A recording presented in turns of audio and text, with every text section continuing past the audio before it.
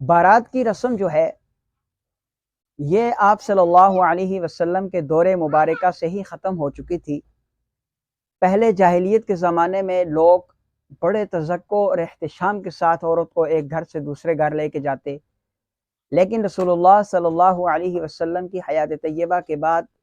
آمد اسلام کے بعد یہ چیزیں ختم ہونا شروع ہوئی۔ تو سیدہ عائشہ صدیقہ رضی اللہ تعالی عنہ کی شادی کے موقع پر بھی اس رسم کو ختم کیا گیا۔ سیدہ فاطمہ الزہرا رضی اللہ تعالی عنہ کی جب شادی ہوئی حضرت علی رضی اللہ تعالی عنہ سے، اس وقت بھی بارات کا کوئی کنسپٹ یا تصور نہیں ہوا، بلکہ سیدہ فاطمہ الزہرا رضی اللہ تعالی عنہ کی جب شادی ہوئی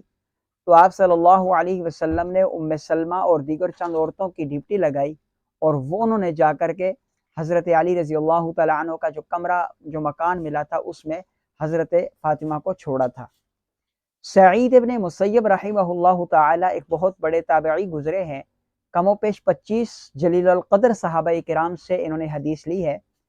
تو ان کی جب بیٹی کی شادی ہوئی ایک غریب طالب علم کے ساتھ، تو یہ مشہور واقعہ ہے، آپ کے علم میں ہوگا، تو انہوں نے اپنی بیٹی کو اپنے گھر سے اپنی بیوی کے ساتھ لیا اور اس طالب علم کے ساتھ جس کے ساتھ اپنی بیٹی کا نکاح کیا تھا اس کے گھر میں چھوڑ کر کے خود آئے تھے۔ اسی طرح صحابہ کرام اور اکابرین امت کا یہی اصول ملتا ہے کہ جب ان کی بیٹی کی شادی ہو جاتی تو وہ اپنی بیٹی کو خود جا کر دلہا کے گھر چھوڑ کے آتے تھے۔